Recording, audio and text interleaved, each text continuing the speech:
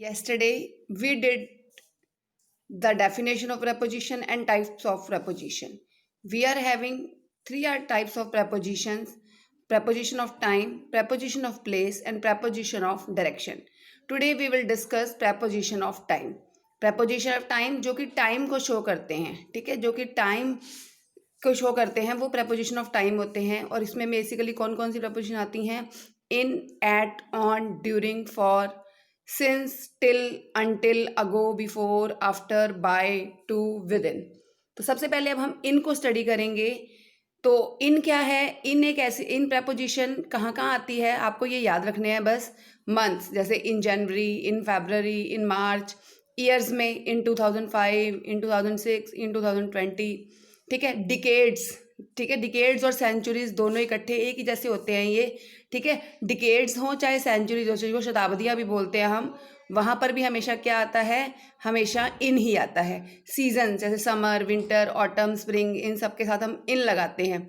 Part of a day, किसी day का part, देखो डे के साथ नहीं आ रहा लेकिन पार्ट ऑफ डे, जैसे कि इन द मॉर्निंग, ये डे का ही पार्ट होता है। इन द इवनिंग, बेटा आपको ये ध्यान रखना है कि नून के साथ या नाइट के साथ या मिड नाइट के साथ ये सब नहीं आते।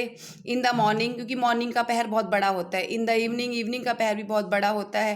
एट नून, नून का मतलब 12 o'clock ही होता है। एट नाइट या मिड नाइट का मतलब 12 o'clock, और 12 o'clock से आफ्टर टाइम होता है, इसलिए वहाँ पर आपके पास एट आते हैं, वहाँ पर इन नहीं आता। सिर्फ डे, पार्ट ऑफ डे का मतलब in the morning, in the evening, यहाँ पर आपके पास क्या आते हैं?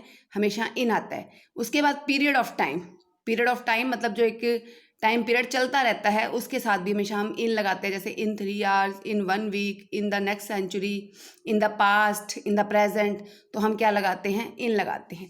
नेक्स्ट है हमारा प्रपोजिशन ऑन। डेज के साथ, जैसे मैंने ऊपर बताया था आपको, डेज के साथ संडे जैसे है आपके पास, ऑन लगाते हैं। डेज ऑफ मंथ के साथ भी हम क्या लगाते हैं? ऑन लगाते हैं। जैसे मान लो जनवरी है, हम जनवरी को काउंट नहीं कर रहे लेकिन डे है उसका 15 अगस्त या 26, तो हम क्या कहते हैं? हमें ये नहीं पता जनवरी है वो, आगे 26 जनवरी भी हो जाए तब भी हम क्या करेंगे? मतलब डेज हों या चाहे बिना मंथ के डेज हैं चाहे मंथ के साथ डेज हैं, जैसे कि दोनों गिवन है, उनके साथ हमेशा ऑन लगता है।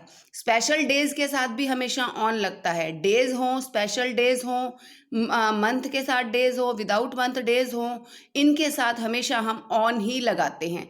जैसे हमने ऊपर देखो किया था, पार्ट ऑफ डे के साथ हम इन लगाते हैं, लेकिन अगर उसके साथ स्पेशली डे भी आ जाए तो हम ऑन लगा देते हैं। जैसे मैंने पीछे करवाया था इन द मॉर्निंग, लेकिन ऑन संडे मॉर्निंग, क्योंकि यहाँ पे इन द मॉर्निंग पता नहीं कौन सी मॉर्निंग थी, लेकिन यहाँ पर संडे मॉर्निंग की बात हो रही है तो हम ऑन लगा देंगे। उसके बाद हॉलीडेज, अब ध्यान देना इनके साथ ना डे वर्ड लगा हुआ है।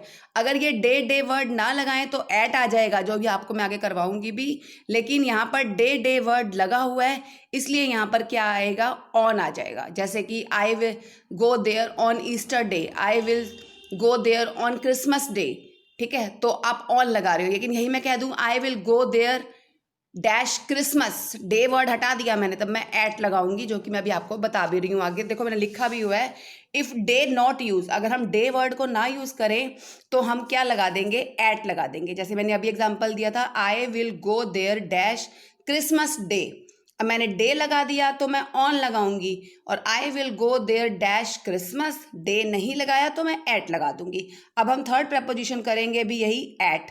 एट नून, जैसे पीछे भी बताया था, in the morning, in the evening होते हैं, लेकिन नून के साथ, मिड नाइट के साथ, मिड डे के साथ, सनराइज के साथ, सनसेट के साथ, डस्क के साथ, डॉन के साथ, 9 o'clock, 6:30 AM, मतलब ये पर्टिकुलर टाइम है।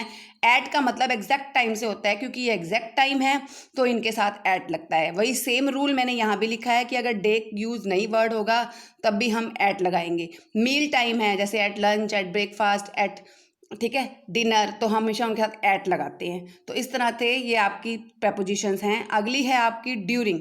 ड्यूरिंग का मतलब होता है दौरान, जैसे जैसे हम कहते हैं ना, देखते देखते सो गया, या टीवी देखने के दौरान वो सो गया, ठीक है, या टीवी देखते देखते सो गया, तो हम वहाँ पे ड्यूरिंग वर्ड का यूज़ करते हैं।